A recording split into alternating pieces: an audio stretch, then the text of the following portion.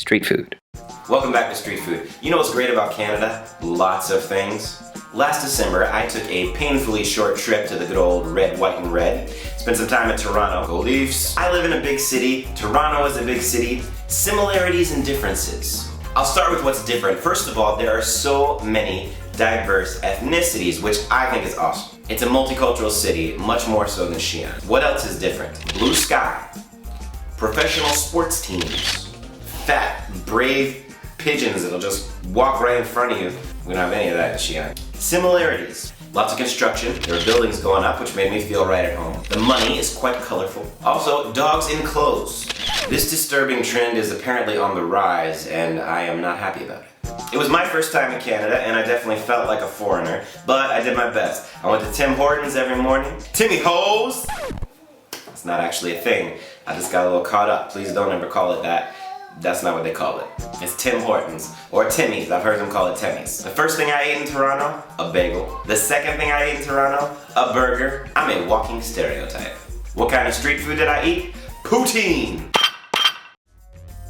I know it's not Montreal poutine, so it's not fully legit, I guess, but it's as close as I am likely to get in the next while. So, some friends took me to Nathan Phillips Square, where I went skating. That's ice skating, but in Canada you just say skating, and it means ice skating. You see, in Florida, where I'm from, you would have to specify. You had to go find some ice to ice skate. Not so in Toronto. So I skated, successfully-ish. This skating rink is in downtown Toronto. It's open to the public. It sits right under the courthouse. While I was there, they were playing kind of like some speed metal in the background. Didn't fit exactly with the families and children skating around the ice, but it's still pretty awesome. And they often have food trucks. First I got a hot dog because I was jonesing for a hot dog. If you saw last week's episode, you know why. Then I got some poutine. I eat poutine every day on the street. If I eat it like every day for like a month, 30 times, I get sick like once. But it's still great.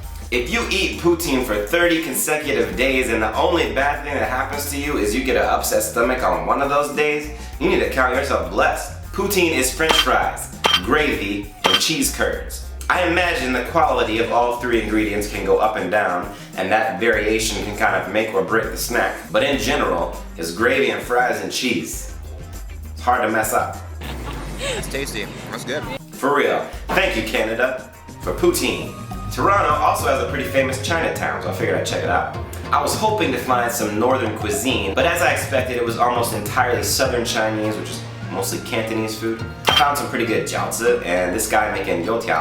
I also found legit Chinese fruits and vegetables, which I personally have never seen outside of China, so props to Toronto Chinatown for keeping it real. Though I will say there were plenty of Vietnamese restaurants, Thai restaurants, Japanese restaurants. It might be better if you called it the broader Asian town. Good times in Canada. I hope I can visit again soon. I got a question for you. What is your best French fry combo? Cheese fries? Frosty fries? Monkey style In-N-Out burger fries? Answer in the comments and let me know what you think about Timmy Hortons and poutine. Next week our International Food Fest continues as we travel to Bangkok. Join us Friday for that. Until then, eat it on the street. Watch out for the parasites. Street food. So, I don't know if this is normal, but in the lobby of my hotel, there were these butter carvings of Dickens' A Christmas Carol. You should subscribe to my channel while you're thinking about all that butter.